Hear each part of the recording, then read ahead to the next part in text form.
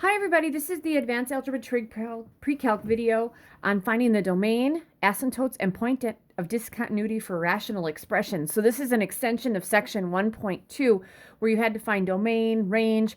You also had to find horizontal asymptotes, which you should already have those rules, and then vertical asymptotes. Now we haven't really talked about points of discontinuity. So let's just start by looking at these. All of these, what we're going to have to do is we're going to find the domain.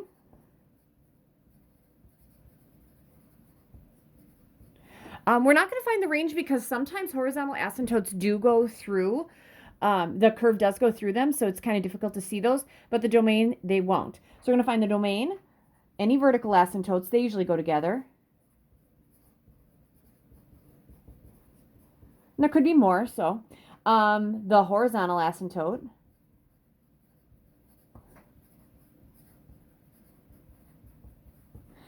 and points of discontinuity.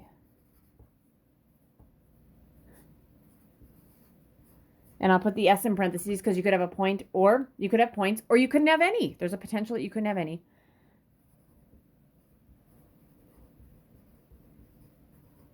So we're just going to get started and see what happens here. So if we have f of x equals x plus 2 over 3x squared plus 5x minus 2. All right. So the first thing I'd have to do is, let's find the domain. We've done that before. So the denominator can't be equal to 0. So 3x squared plus 5x minus 2, this cannot be equal to 0. So what I'm going to do is I'm going to factor this thing. 3x squared is a 3x and an x. 2 is going to be 2 and 1. The signs have to be different because it's negative 2. And I know the outside-inside combination has to be a 5x. My outside and inside for this, guys, is going to be 5x, and the signs are going to be different. On the outside, I have a 6x. On the inside, I have a 1x. Can a 6 and a 1 be a 5? Yep, negative 1. So negative 1 plus 2. This cannot be equal to 0. So that means x cannot be equal to, here we'd add 1 divided by 3, or negative 2. All right, so their domain, okay, the domain is going to be anything but 1/3 and negative 2. So for my domain, all right, for my domain, I know I'm going to go from negative infinity to, my first stop would be negative 2. And that's in union. Then we're going to go to the other side of negative 2 and go to 1/3. And that'll be in union with 1/3 to infinity. All right. These parentheses just mean that they do not include those numbers. Just, we're going to be bumping right to the right of it and right to the left of each of those numbers. That's your domain. All right. Now, you'd also think that those would be your vertical asymptotes. So there should be some vertical lines that they don't hit. But we know that x can't be 1/3 and negative 2 for sure. So let's see what's happening here. Okay, I'm going to use my calculator, and I'm going to go with y equals, okay, I'm going to have x plus 2 in the numerator. And I want to put that in parentheses, divided by 3x squared plus 5x minus 2. All right. I'm going to do a zoom 6 and see if I can see a standard graph on this guy. All right. So it looks like I have only one asymptote, you guys, and I'm assuming it's at, this is 1, so I'm assuming it's at 1/3. So I'm wondering what's going on at negative 2, because we said there'd be nothing at 1/3 or negative 2. So let's see where I'm at negative 2. There is an error, which would make sense. So something's going on there, all right? And what I'll tell you right now is that there is a hole there, okay? There's this little point of discontinuity. So if I'm going to graph this thing, you guys, sorry, and I'll show you how you know if it's a hole or not. It's like, it's no surprise. You don't have to look at every graph. There's actually something happening with this. And I'm going to be honest with you. I just got a question about this kind of stuff from a calc kid. So this is not going to go away. All right, so let's say that this is 1/3. And we'll make this 1, okay? That makes sense. And then this would be, for 1, this would be 1, and this would be negative 2. All right? Now, we said that at 1/3, that there's this asymptote, right? Okay. And you guys, just knowing, and I'll actually finish my graph because I can do some other things. I have the domain. I have to figure out the vertical asymptote. Well, I know I have a vertical asymptote at x equals 1/3. I'm going to tell you why there's a hole, or it's a point of discontinuity. I just like shorten it up and say there's a hole there because it's less to type and write. There's a hole at x equals -2, as shown in there. Okay, your horizontal asymptote.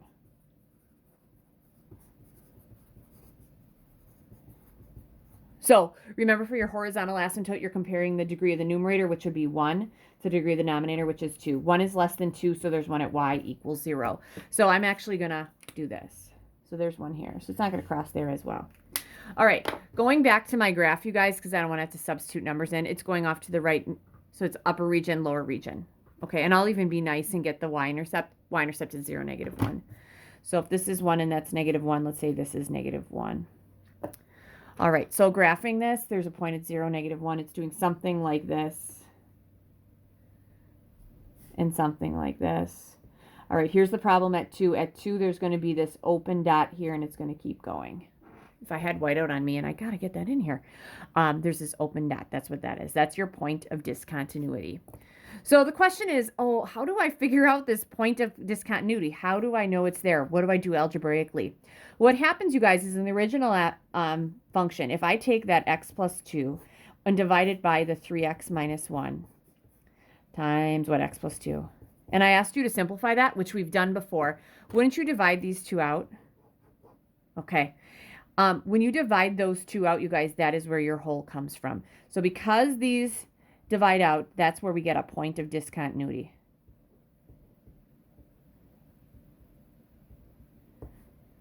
And that's at x equals -2. So a point of discontinuity, this happens when factors divide out. So if a factor divides out, you have one. Do I have a lot of holes? No, I don't have a lot of holes. I don't have a lot of holes at all. Okay? But it happens. Will I have a lot of holes in my problems in my homework? You bet you will. Why? Because I'm trying to give you practice for these. And you're actually going to get some major practice with factoring as well. All right. So there we go. So that's that one. That's my first one. All right, guys. Here is my next one. How many do I got? I got 3 of him here today. All right. So I'll go with 2. I'm going to make one up here. Okay. Let's go with g of x. I'll do a little bit more because this is a short video. X plus 4 over x plus 5. All right. So I need to find the domain, vertical asymptote, horizontal asymptote,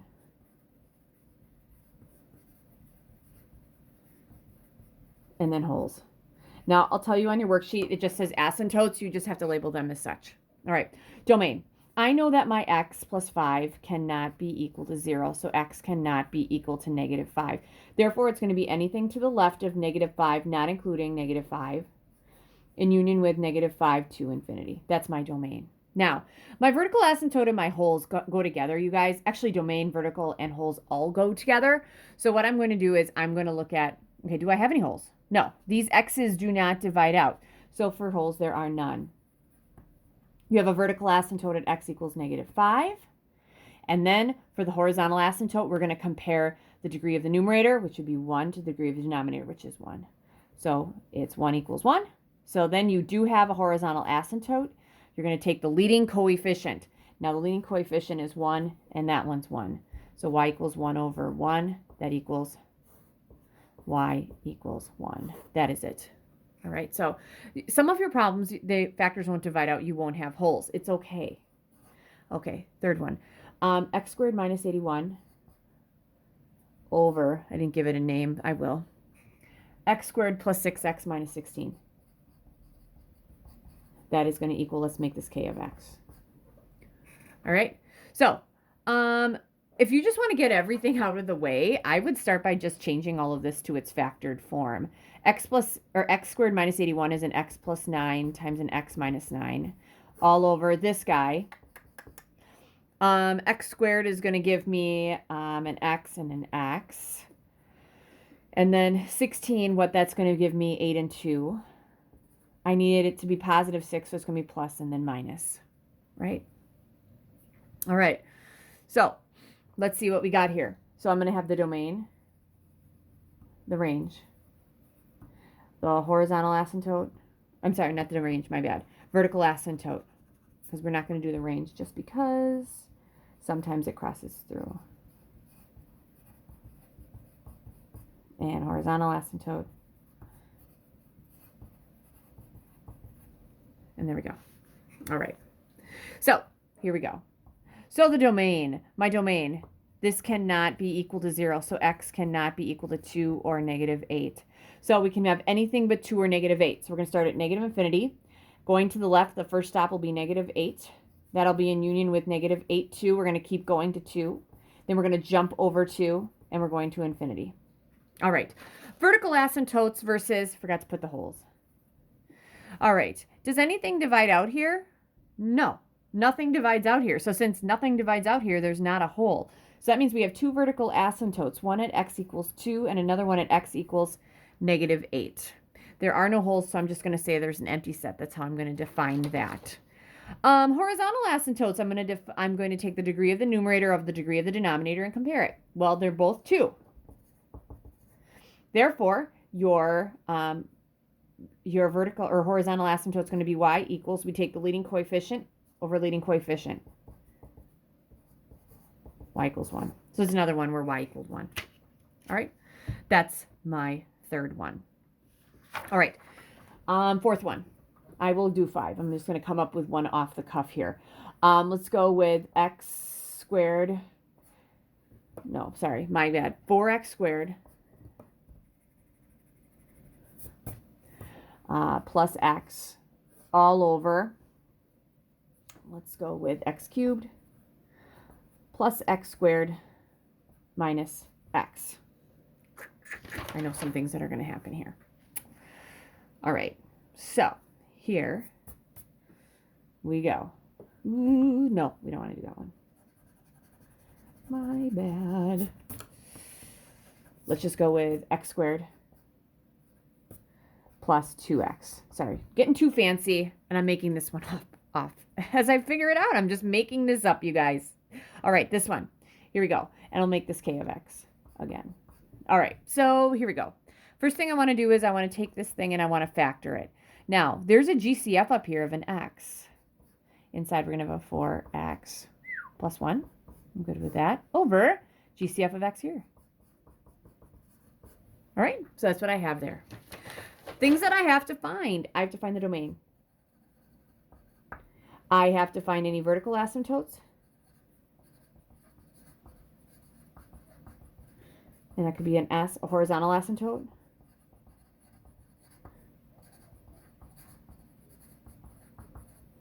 And finally, I have to find any holes. I do have one more example after this, but the reason I wanted to do this one, you guys, is because I haven't done anything with a GCF of an x, and sometimes that's confusing. So my domain, the denominator cannot be equal to 0. So x cannot be equal to, x here couldn't be equal to 0, and x plus 2 couldn't equal 0, so it would be negative 2. All right, my domain can be anything but 0 or negative 2. So we're going to go from negative infinity to, we're going to stop at negative 2. That's in union with negative 2, 2. We're going to stop next at 0. That's in union with 0, 2. We're going to keep going to infinity. All right, there you go. All right, then the next thing, vertical asymptotes versus holes. We're looking at both of these. Now, in this guy, do you guys see that these would divide out? Since those divide out, x equals 0 is a hole, and x equals negative 2 is not. All right. Then we're going to go to horizontal asymptotes. So my horizontal asymptotes, I'm going to compare the degree of the numerator to the denominator. Again, they're the same. So it's going to be y equals leading coefficient of 4 over the leading coefficient of the denominator, which is 1. This is going to be y equals 4. And there you go. And I'll actually graph this one for you because it might be quite interesting. If I have 4x squared plus x, and then we're going to divide that by x squared plus 2x. Now I'm going to do a zoom 6, and hopefully I put that in right, and I should have horizontal asymptote at 4. That makes sense. It's up here. I have a vertical asymptote at negative 2, and I should have a hole at 0. There should be nothing here. So let's see here. Yep, negative 2 and 0 both have things that are undefined. All right, so I'm feeling pretty good about that one. Okay, last one. Number 5. Same directions, 2x squared minus 5x. Let's make this j of x equals 2x squared minus 5x minus 3. That's going to be over 14x squared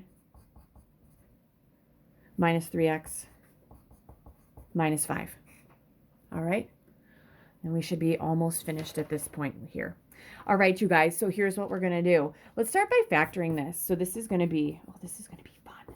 No GCF here. 2x squared is 2x and x. 3 is going to be 3 and 1. Signs have to be different.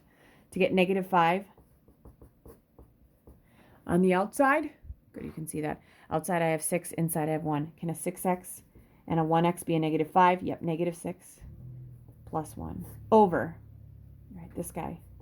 The easy one is the 5 and the 1. You know it's going to be 5 and 1. For this one, the outside and inside has to equal negative 3x. All right, I'm willing to bet 14x squared is going to be a 7x and a 2x. Outside is 35, inside is 2. I don't even need to write that down because 35 and 2 does not give me 3. Let's flip the 2 and the 7. Outside I have 10, inside I have 7. Okay, the signs have to be different because it's negative 5. I feel like I can get that with a negative 10 plus 7. So negative 10 plus 7. All right. So before I get to everything, I know that my x cannot be equal to, here I would subtract 1 divided by 2, negative 1/2. Here I would add 5 divided by 7.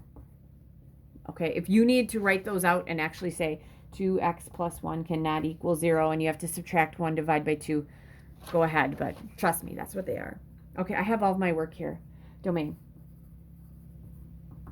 The domain is going to be, we're going to go anything but these two. So negative infinity, and then we're going from negative infinity, and we're going to stop at negative 1/2.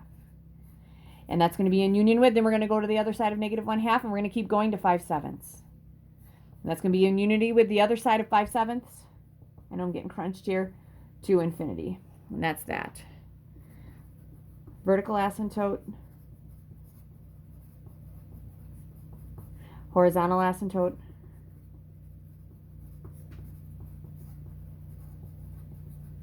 And any holes. And again, the proper word would be points of discontinuity.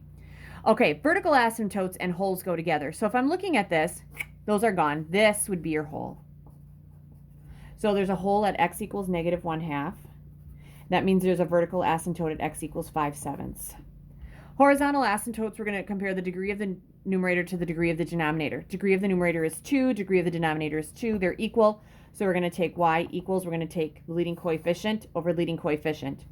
2/14. You guys should change that to y equals 1/7. And that's it.